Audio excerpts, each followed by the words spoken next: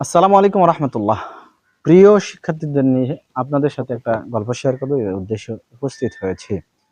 সম্মানিত উপস্থিতি, গল্পের শিরোনাম হচ্ছে কফির কাপে জীবনের ছাপ।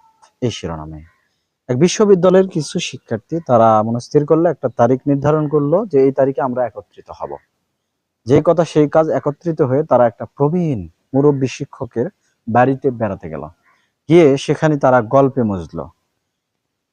সবাই বলতে লাগলো যে আমি চাকরি করতেছি, আমি ব্যবসা করতেছি, আমি বিবাহ শাদী করেছি, আমার সন্তান সন্ততি এই, আমার সামাজিক স্ট্যাটাস এই এই এই কাদা বা কাদা। তো পরস্পরের বিষয় জানার পরে কেমন যেন শিক্ষক লক্ষ্য করলেন যে একজন ছাত্র আরেকজনের সফলতা দেখে সে মন খারাপ করতেছে। তাই তাদেরকে শিক্ষা দেওয়ার জন্য শিক্ষক এক কেটলি কফি নিয়ে হাজির হলেন। আর অনেক রকমের, হরেক রকমের কাপ তাদের কাছে হাজির করলেন। বললেন এই কাপগুলো তোমরা বেছে বেছে নাও। দেখা গেল কোনোটা মাটির কাপ, কোনোটা কাঁচের, এবং কোনোটা প্লাস্টিকের, কোনোটা মেলামাইন। কিছু কিছু কাপ খুব দামি, কিছু কাপ অসুন্দর, অদামি। তো দেখা গেল বেছে বেছে শিক্ষার্থীরা ওই ভালো কাপগুলো নিয়ে নিল। এরপরে তাদেরকে বলা হলো তোমরা তোমরা ওখান থেকে কফি নিয়ে খাবার আরম্ভ করো।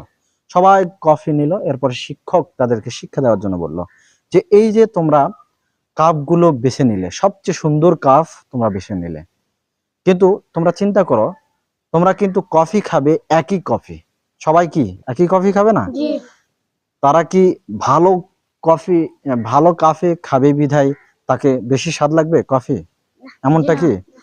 সবাই একই কফি পাবে।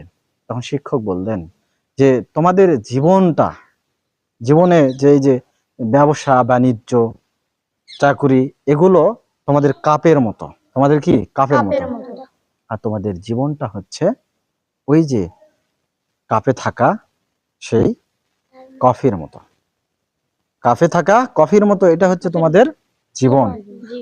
আর তোমাদের এই যে ব্যবসা বাণিজ্য, এগুলো হচ্ছে কাপের মতো। আমরা শিক্ষা নিলাম এখান থেকে যে আমরা আমাদের জীবনটাকে সাজাবো রঙিন ভাবে।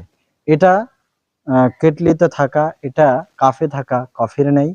আমরা কফি কে মূল্যায়ন করব, চায়ের কেটলি অথবা কাফকে নয়। আসসালামু আলাইকুম ওয়া রাহমাতুল্লাহি ওয়া বারাকাতুহু।